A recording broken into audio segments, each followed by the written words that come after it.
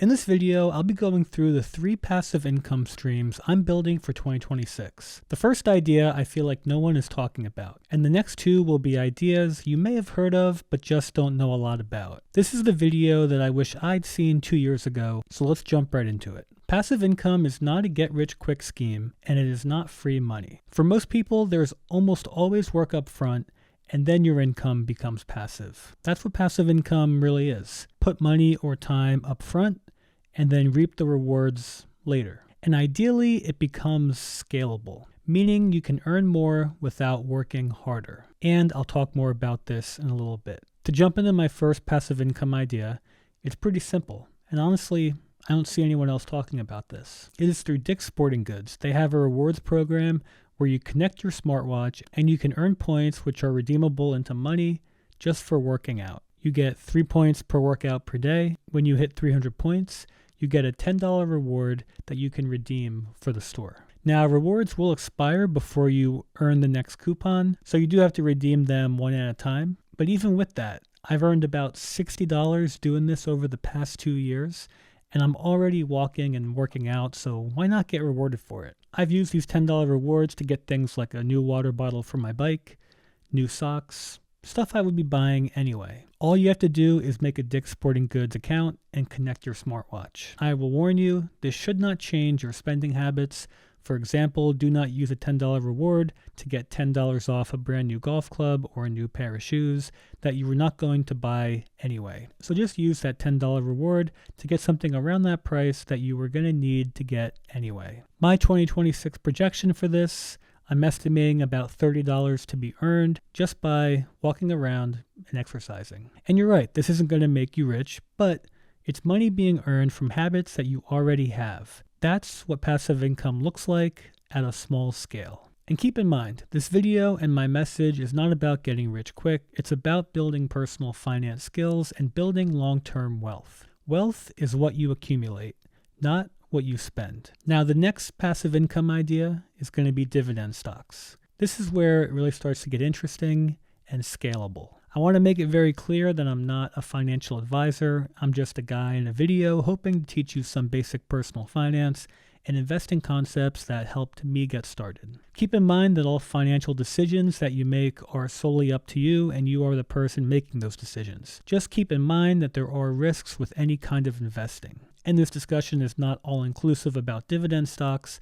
They could honestly have their own video, but this is just supposed to give you a basic understanding and foundation for dividend stocks. So let's jump right in. What are dividends? When you own a dividend stock, you're owning a piece of a company, and that company pays you a portion of its profits just for holding the stock. Think of it like owning a rental property, and the dividend is the rent that you receive from the company for owning the stock. Now, when it comes to deciding which dividend stocks to pursue, there's a few considerations that you should make. One being focus on mature household brand names or those blue chip companies, not the growth companies that are going to be startups, because growth companies are reinvesting all their profits back into the company to grow the company instead of paying those dividends. Whereas the mature companies may be more interested in rewarding their shareholders because they are already established. Next, look for dividend longevity and consistency, which means did they pay a dividend every quarter for the last 10, 20, 30 years? These types of companies are known as dividend aristocrats. So when you research companies, check.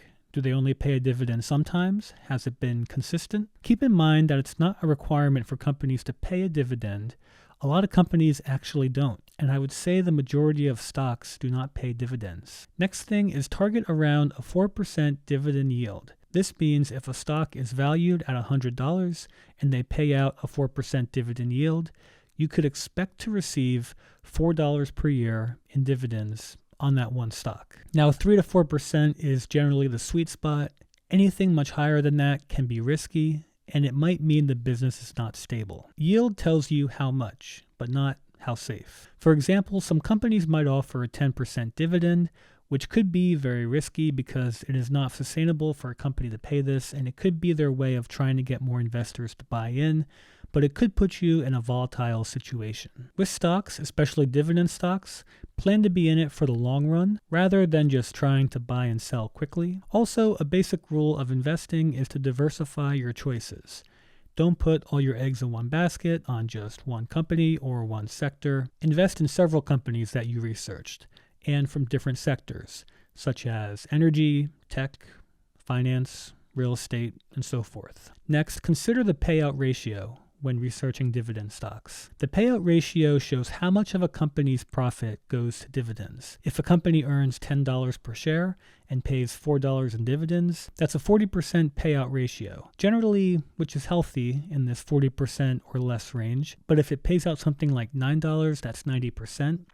That could be risky. Rule of thumb, a lower payout ratios usually mean safer dividends because it means they are still reinvesting in the company in things like R&D or creating new jobs or expanding the company, which generally will be positive for future dividends and future stock price. Most finance websites like Yahoo Finance calculate the payout ratio for you, so you don't have to do the math. But this is definitely something you want to keep in mind while doing your research. Next, when do you get your money? When a company pays a dividend, it sets an ex-dividend date.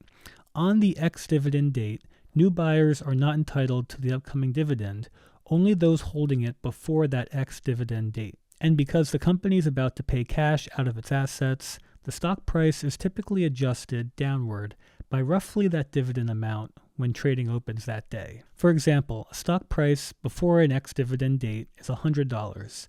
If the dividend is $2 per share, an expected opening price on that ex-dividend date would be $98. I just want to say a quick thank you again for watching this video, and if you've learned anything at all from this video, it would really help my channel out if you hit the like button and dropped a comment. This type of engagement tells YouTube to suggest this video to other viewers like yourself who are interested in personal finance or travel-related content on YouTube. And if you like content like this, consider hitting subscribe because this also helps out my channel tremendously. Now, back to it. ETFs. Individual dividend stocks are not the only vehicle that pays dividends, but also ETFs can too. An ETF stands for an exchange-traded fund, which is basically a basket of investments, usually stocks that you can buy and sell like a single stock. Many ETFs hold dividend-paying companies, and this information on which companies are in an ETF are available before you purchase that ETF. So you can see what companies are in that basket and also what percent of the basket these companies make up. For example, Google might be 10% of the basket, while Meta is 5% of the basket, and so forth. The way that it works is those companies pay dividends to the ETF because the ETF owns shares of them. So for example, if an ETF owns Apple, Coca-Cola, and Costco, and those companies decide to pay dividends, the ETF receives those payments. The ETF then passes those dividends on to investors like yourself. And of course, you get paid based on how many shares of the ETF you own, very similar to how you would for individual dividend stocks. Now, to compare individual dividend stocks and ETFs, ETFs can be more diversified. One ETF can represent a number of stocks. ETFs, though, can have a slightly lower yield sometimes. And depending on the ETF could actually charge you a small expense ratio, which is a small annual fee for the back-end efforts of managing that ETF. Keep in mind, like individual dividend stocks, ETF dividends are also not guaranteed. They can change by the decisions being made by the companies within that ETF, but also due to market conditions, the same as individual dividend stocks would be affected. Now, here is where the dividend investing becomes really powerful. Let's say I own 100 shares of a dividend stock, and the dividends that I earn allows me to buy 2 more shares. In the next year, I'll get dividends on 102 shares. It's crazy to think about how this scales up. If you keep reinvesting your earned dividends into more dividend stocks, let's say you make it to 1,000 dividend stocks. If each of those stocks pays $4 per year, that's $4,000 per year that you will earn passively. That's the power of compounding. Your money starts working harder without you working harder. So how to get started? You can hold dividends and dividend stocks in almost any investment account, primarily taxable brokerage accounts, but also tax advantage retirement accounts like IRAs and 401ks. But my employer had my 401k set up in Fidelity, so I just opened a brokerage account to get started, and I was able to start investing in dividend stocks in my brokerage account as well as in a Roth IRA. Now for my 2026 earnings projections for dividend stocks, I'm projecting about $168 in dividend income for 2026. Now keep in mind, I am not including in this calculation my other non-dividend paying investment vehicles and stocks where I'm more focused on long-term capital gains, where by capital gain I mean stocks that I am holding, which I expect to increase in value, which over a long period of time I will eventually sell and profit from that increase in value. Now, a couple things to also mention about dividend stocks before we move on. All sorts of information is at your fingertips with AI and the internet, so be sure to do your own research and be well informed when you invest. Be very careful of people suggesting certain stocks to you or that try to sell you a course on investing. Also, just make your own decisions and always trust your gut. Dividend stocks, of course, may increase or decrease in value, which also may affect the dividend amount that you will receive. Also, ensure that the money that you are using to invest in dividend stocks is money that you will not need for a while, like a year or several years. Long-term investing in a diversified portfolio is going to be your safest option and highest chance for success. But also keep in mind, the return you are receiving with dividend stocks is usually around 4% a year. So if you have loans or credit card debt that have higher interest rates than 4%, consider paying off this debt first. Also, make sure you have your emergency fund set up as well before investing. As we've discussed, dividend stock investing is not just free money, it does come with risk. And finally, keep in mind dividends are taxable, so you will pay taxes on dividends at the end of the year with a 1099 DIV form. Now to jump into my final passive income idea for 2026, it is content creation. And yes, it does take work up front, but it is incredibly scalable and can be very powerful in how it can compound.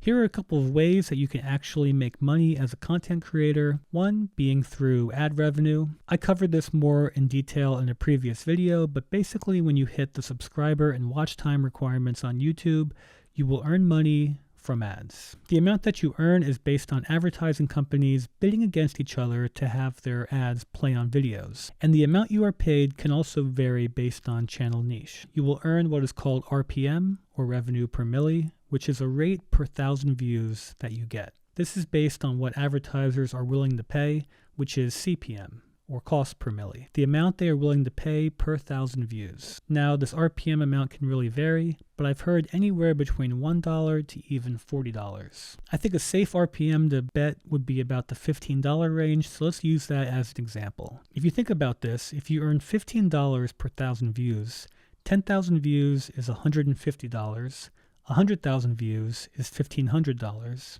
1 million views would be $15,000. And remember, this is per video. So if you upload 4 videos in a month, you do the math. This can also be very powerful in that you may earn money on views from a video that you made a year ago or 2 years ago. If a video keeps getting views, you keep getting paid, even when you're sleeping. Compare this to the traditional job where you have an agreed upon salary of what you will earn in that year. Just see the flexibility and scalability that content creation and dividend stocks both allow for. And when you build up your YouTube channel to become more popular, YouTube will have more data on your channel and videos as they know people will watch them.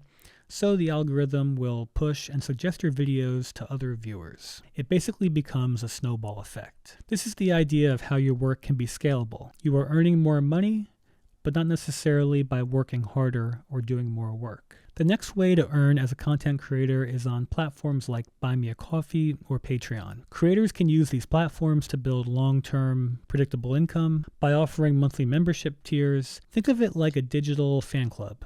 Fans pay a recurring fee, and in return, they get access to things like exclusive posts, early releases, or Discord access. Or for example, with Buy Me a Coffee, the name says it all. If someone enjoyed your video or post, they can send you the price of a coffee, usually a few dollars, as a token of appreciation. Like I've said, I personally use Buy Me a Coffee because I like the flexibility it offers, and I like coffee. It was really easy to set up, and you will also get your own link that you can put in your description or in your channel bio. Next would be affiliate marketing. Affiliate marketing is one of the easiest ways and my favorite ways to start earning online, and you can literally do it day one. Many companies and websites have this, but I use Amazon Associates, which is Amazon's affiliate program. The commissions are pretty low, usually around 4%, but Amazon has almost every product that you can think of, which makes it super convenient. Here's the cool part. If someone clicks on your affiliate link and buys something during that visit, and not just the product that you linked, you can still earn a commission. All you do is sign up, grab your unique links, and drop them in your video descriptions with a disclaimer that they are affiliate links, and you're good to go. Now, I encourage everyone to at least consider content creation, especially if you have a business, a niche, or anything that you're genuinely interested in and are passionate about. It's a fantastic creative outlet, it's a way to learn new skills, and it's highly scalable. To get started, all you need is a camera and an idea. You can get started just by using your phone, since most phones nowadays have pretty good cameras on them. But if you are interested in some of the equipment that I use, I will link them down in the description of this video. Please note that these are affiliate links and I may earn a small commission by any sales at no additional cost to you. This supports my channel and I reinvest all of these earnings back into making new videos. So for my 2026 projection for content creation, I forecasted about $204 from YouTube. I calculated this because I've earned about $34 so far in my first 2 months on YouTube between Buy Me a Coffee and affiliate marketing. And honestly, that might be under forecasted because I plan to continue posting and I hope that my channel will continue to grow. So my total passive income forecast for 2026, Dick's Sporting Goods Rewards at $30, Dividend Stocks at about $168, and YouTube at about $204. That's a total of about $402.48 in passive income for 2026. Again, this is all pre-tax earnings, so just keep that in mind as well. But also remember, it's not about getting rich, it's about building wealth. I've had coworkers who've made twice as much as me, and they've lived paycheck to paycheck. And we've all seen professional athletes who've made millions of dollars and still went bankrupt. One thing I've learned is that it's not about how much money you make, it's about how you manage it. And if you feel overwhelmed, that's okay. I hope that you've learned just one thing from this video, and maybe your takeaway is, what subscriptions am I paying for that I don't actually use? What's my credit card login so I can see where my money is going? Or maybe I should Google how to open a brokerage account. Being wealthy is about managing your finances, budgeting wisely, and living below your means. When you are able to increase your income or create passive income for yourself, learn to invest that money instead of spending it right away. Now, it's perfectly normal to treat yourself once in a while, of course, but be sure to have a financial plan for yourself as well. I hope this video was helpful. If you have any personal finance advice or any thoughts on passive income, let us know in the comments section below. And if you enjoyed this video or learned anything, it would really help my channel out if you considered leaving a like or subscribing. Thank you again for watching and see you again in the next video.